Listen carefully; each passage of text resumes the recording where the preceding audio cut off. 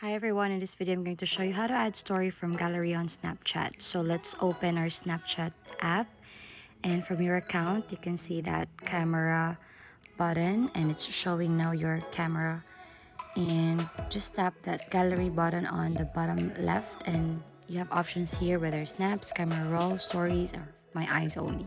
So let's tap for the camera roll and you can select any photo or video that you wish to post.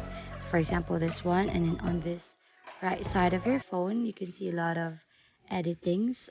Just like this one, you can tap any of these if you wish to retouch this photo, or if you wish to add lenses or effects, or if you wish to add music to your story, you can also do that from here. And once you're done, just tap this story button, and then you have three options whether to post it publicly or my story or snap map. So I'm going to choose this my public story and tap this arrow button, and that's already done. So if you wish to go back, you can check that if you go back to your main page.